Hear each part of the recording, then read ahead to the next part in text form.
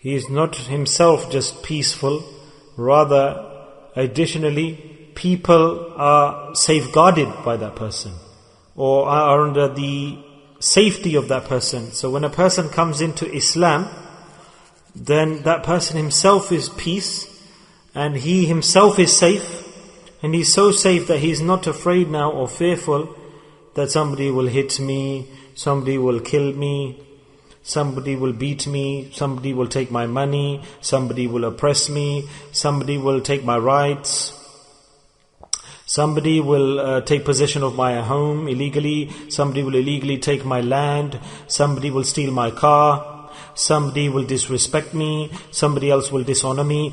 In other words, a person comes into Islam. Are we exercising Islam? We have entered into Islam, we've entered into Islam, so we are safe and we emanate safety. And people should be safe from us, safeguarded by us. Subhanallah. Those people used to say before, oh, beware of this person, he's a fraudster, oh, he's a thief, don't go near to him. Oh, he'll kill you, or he'll beat you, or he hits people, he beats people, he destroys people. Save yourself from him. And when the person comes into Islam, they say, oh, please look after my amana, please look after my treasures, I'm going for 10 years, please look after my wife and my children, and all of this money I'm handing over to you to safeguard. And no need to write anything or anything. Why? Because he knows that this person is in the boundary of Islam, and the second condition of Islam is what? That people should be safe from the hands of that person who's the Muslim. So that same tongue that used to swear at people, or backbite against people, or say bad to people, or always used to discuss evil things and impure things, that same tongue, the same mouth now, it utters words of du'as for people, prayers for people, and it recommends good things for people, and it protects people, and it worries about people. The same tongue, the same mouth, it recites kalimats for people, prays for people, and good intentions for people. Look at the difference. How dare a person who's a Muslim, his hands before, when he entered into Islam, he used to do bad for people. So all of the ibadah, if we take all of the worship actions, and the name of the machine is Islam, and put all the worship into the machine of Islam, all of the worship, and you squeeze it, what will come out at the bottom? Uswaya hasana. Yeah, this is what will come out. The good conduct. A person after worshipping and practicing and making effort, and no juice comes out, and the milk comes out, will say, this is not juice. I squeeze this, and this is our hal. Bring this salah, this ibadah, dhikr, and practice. And when we will squeeze the juice out, the juice won't come out. It will become kanjus, the stingy person. There's nothing there. Burnt out. Empty, devoid. All the ibadat we perform, and when we squeeze it out, what should come out at the bottom? The husn akhlaq, excellent manners. Your tahajjud, you pray it should make and build and increase your good manners and behavior. That tahajjud is great. If you do dhikr, and you're doing good dhikr, and it emanates in positive behavior, then that's good dhikr. If you're reading Quran, and it's improving your akhlaq, then that Quran is higher. You're not going to put that down low, are you? The subhanAllah, when you recite, the angels take the Quran you recite onto their wings and take it to the heavens. They say that this Quran will be a witness for him, Allah. This person who's reciting, he thinks it's waste of time. That when you recite and you read Quran, you think, yo, you've gone somewhere else and the reward is gone. No, Baba. Allah Ta'ala, my friends, has arranged. Rather, the person with good conduct, manners and behavior, when he reads the Quran and he gets to the verses of akhlaq and action, and he sways towards the practice. This is called amal. And this is the hafiz. Isn't it?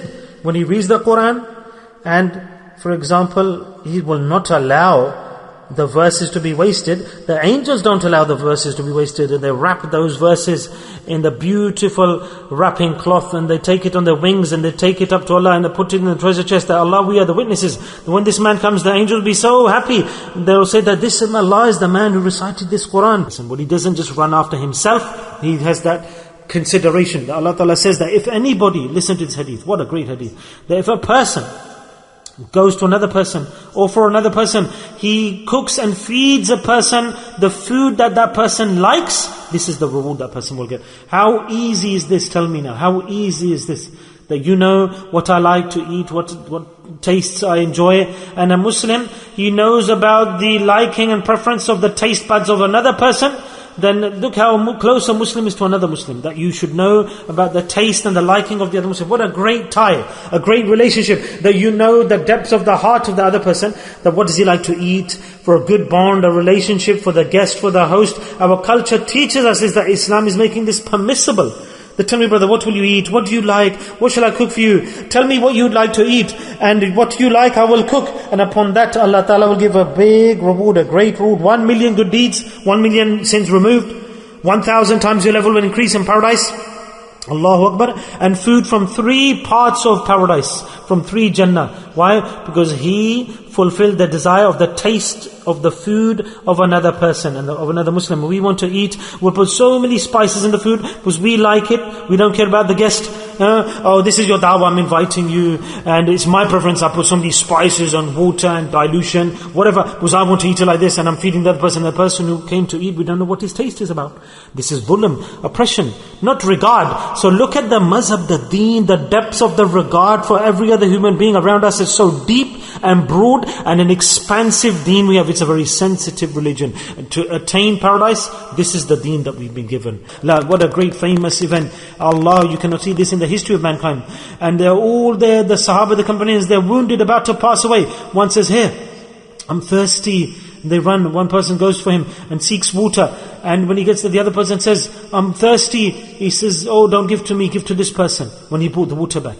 And he goes to him to give him water. He says, oh, I'm thirsty. He said, don't give to me, give to my brother, give to my brother. And this is while they are dying, they've got wounds, they're severely thirsty. This is very difficult to look after and look out for the other person. This is not a small thing when a person's passing away, leaving the world, he's thirsty. And that thirst is an ajib, severe thirst. And he went to first person, 2, 3, there was about 10, 12 of them. He kept on going to each one of them. The voice would come out thirsty. And Allah's rahmah, mercy, when they passed away, when he went back to the first person, the first one had passed away. He went to the second one, he'd passed away. All of them had died, and the water glass was still there. It hadn't been drank. And this is humanity.